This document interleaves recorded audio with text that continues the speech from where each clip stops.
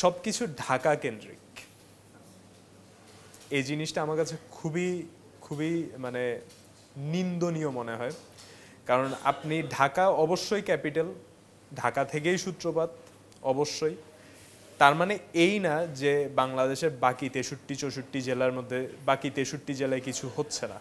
চট্টগ্রামে বিশাল অঙ্কের ছেলেমেয়েরা আহত হয়েছে, বিশাল অঙ্কের ছেলেমেয়েরা মারা গেছে, ওদের ব্যাপারে কোথায় কে নিউজ করেছে?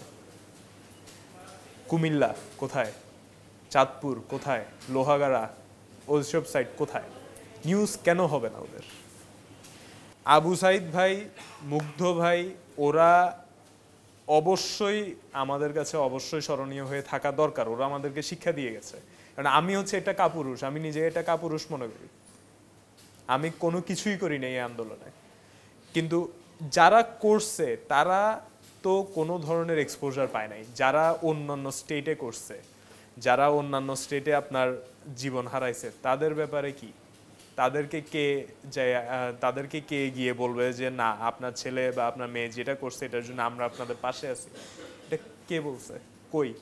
আরএফএল গ্যাস স্টোভ 25% গ্যাস সাশ্রয়, তাই টাকাও বাঁচে 25%। বৈষম্য দূর করতে হবে আমাদের মধ্যে থেকে। বৈষম্য শুধু আন্দোলন করে একটা সরকার পতন ঘটালে হবে? আচ্ছা, এই যে বলছিলেন যে নিজেদের মধ্যে বৈষম্যটা হচ্ছে প্রধান বৈষম্য, তা আপনার চোখে শুধু আন্দোলন কেন্দ্রিক না, আমি যদি বলি যে আর কি কি বৈষম্য আরো চোখে পড়ছে আপনার কাছে? খুবই সিম্পল একটা কথা বলি, দেখেন আমরা অবশ্যই, আমি এটা বলবো না যে জেনজির কোনো অবদান নাই, জেনজি এই আন্দোলনের সবথেকে বড় ভূমিকা রাখে। কিন্তু এই আপনার একটা জিনিস যে দেখতে হবে, আপনি নোটিস করবেন যে after you have given the exam রেজাল্টসে আপনি নোটিস করবেন যে আসলে কি জিনিসটা ভালোভাবে আগাচ্ছে। যেমন ধরেন এই ঠিক আছে ফাইন, আমরা পারলাম, আমরা যেটা এইম করছি আমরা পারছি, এক দফা দাবি ছিল, ডান। এরপরে কি শুরু হয়েছে? সংস্কার না? সবকিছু পুরা দেশে সংস্কার। তো মাদ্রাসার ছাত্ররাও তো ছিল না? তো মাদ্রাসার ছাত্ররা একটা দেয়ালে অ্যারাবিক ক্যালিগ্রাফি করছে, যেটাতে জেনজির অন্য কেউ আইসা কোনো গ্রাফিটি ট্যাফিটি করে নাই। তো ওরা ওই ক্যালিগ্রাফিটা করলে ওদের কি, জেনজির কি প্রবলেম ছিল? ওরা আইসা এখানে ওই ক্যালিগ্রাফির উপরে আবার কেন তাদের গ্রাফিটি করা দরকার ছিল? এটা কি মুসলিম দেশ না? মেজরিটি মুসলিম না?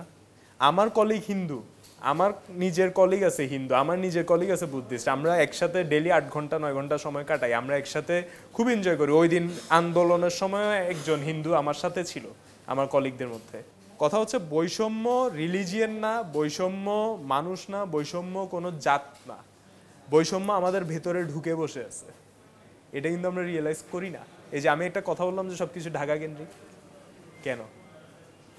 কারণ বৈষম্য হচ্ছে আমরা ঢাকাতেই সব কিছু পাবো, ঢাকাতেই সব অপরচুনিটিস, ঢাকাতেই কন্টেন্ট ক্রিয়েটার বলেন, কন্টেন্ট ক্রিয়েটার আমাদেরকে কয়জন চিনে? কিন্তু ঢাকার বাইরে কিন্তু অনেক কন্টেন্ট ক্রিয়েটার আছে যারা অনেক পপুলার, কিন্তু তারা এত অপরচুনিটিস পায় না যত ঢাকার কন্টেন্ট ক্রিয়েটাররা পায়। ঢাকার মতো আপনি ঢাকাকে ক্যাপিটাল ধরলেন, ফাইন, বন্দর ছাড়া ঢাকায় কি কাজ? আপনি আমাকে এটা উত্তর দেন। আমি একটা সাধারণ জনগণ হিসেবে আমি এখানে বসছি, আমি কোনো কন্টেন্ট ক্রিয়েটার বাদ দেন। বন্দরগুলো যদি আজকে বন্ধ হয়ে যায়, ঢাকার মেজর বিশাল বিশাল শিল্পপতিদের ইনকাম বন্ধ হয়ে যাবে। তো এই ইম্পর্টেন্সটা এত বৈষম্য কেন?